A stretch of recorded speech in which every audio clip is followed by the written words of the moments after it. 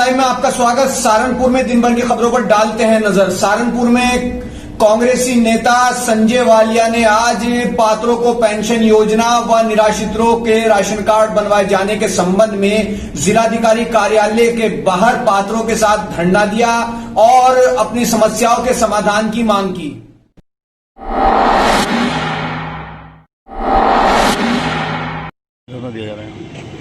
हमारे प्रदेश और देश की सरकार के द्वारा अनेकों योजना चलने का काम हो रहा है, लाभकारी योजना है।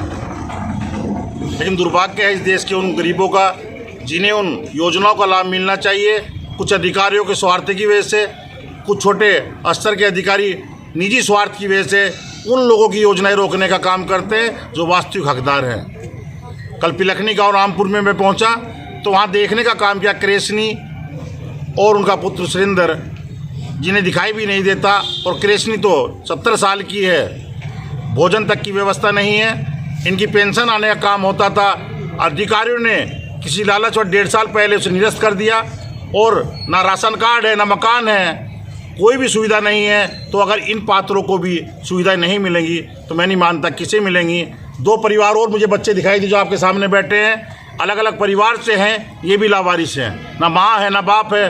गांव के रहमो करम पर भोजन चलने का काम होता है, लेकिन अधिकारी कहते हैं कि ना तो आपका राशन कार्ड बन सकता, ना आपको कोई योजना मिल सकती, ना स्वास्थ्य के लिए आयुष्मान कार्ड बना था वो इन सब लोगों का बन सकता।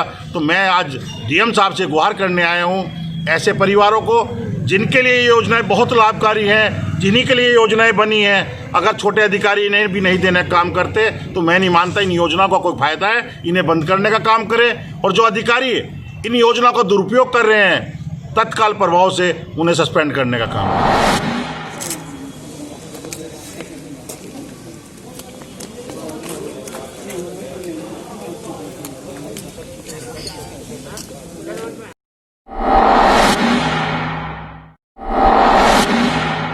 सहारनपुर में फैमिली ब्लड डोनेशन संस्था द्वारा बरजेश नगर में रक्तदान शिविर का आयोजन किया गया ताकि रक्त की कमी न पड़े और लोगों को रक्तदान के प्रति जागरूक किया जा सके।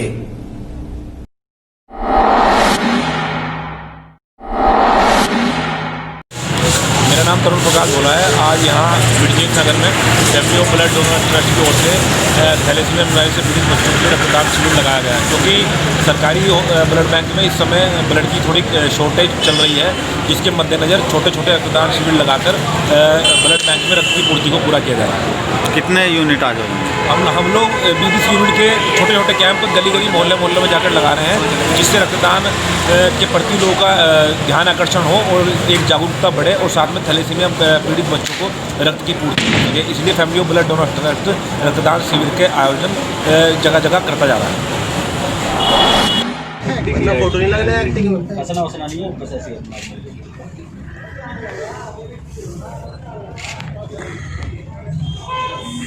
आ जाओ दादा, आप वहीं रहो भैया, 1 मिनट और भी आ जाओ। बिरजू फोटो नहीं करनी भाई, ये करो।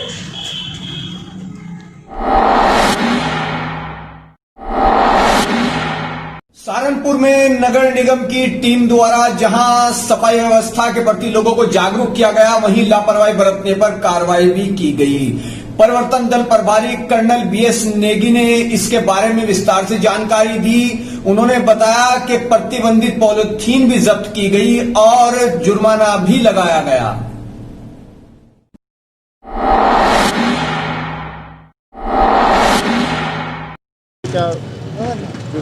हमारे नगर आयुक्त महोदय साहब ने ये आदेश हमको दिए हैं कि सैनिटरी की टीम के साथ में जाकर परिवर्तन दल जो है जगह जगह पर लोगों को साफ़ सफाई के लिए अवेयरनेस करवाए, उनकी जागरूकता बढ़ाए।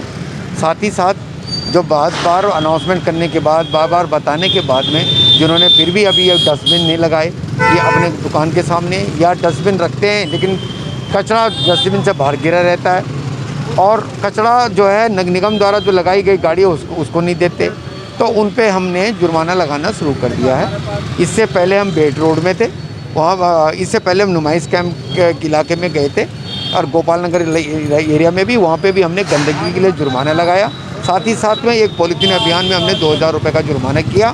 और अतिक्रमण के लिए भी जहाँ जहाँ अन्य लोगों ने अनावश्यक अतिक्रमण रोड पे करके किया हुआ है, उनको इन दुकानदारों पे भी हमने जुर्माना किया है। आज सर कितने आदमियों पे आपने जुर्माना लगाया और कितने रुपए का जुर्माना लगाया? अभी तक हमने जो है नुमाइश कैंप पर यहाँ तक जो है बेट रोड में करीबन 3500 रुपये का जुर्माना हम लगा चुके हैं और तकरीबन 15 से लेकर 20 तक की दुकानदारों को हम इसका अतिक्रमण या गंदगी या पॉलीथीन के लिए जुर्माना कर चुके हैं। कुछ लोग सर चोरी छुपे भी प्लास्टिक यूज़ कर रहे हैं, प्लास्टिक की पनियाँ यूज़ कर रहे हैं, तो उस पर सर ज़्यादा से ज़्यादा कितने रुपए का जुर्माना लगाते हैं? नहीं, हम ऐसे देखो, ऐसा है कि जुर्माना सरकार के नियम अपनी तरफ में है, अपनी जो सरकार के नियम है इसमें कितना जुर्माना किस पे लगना चाहिए।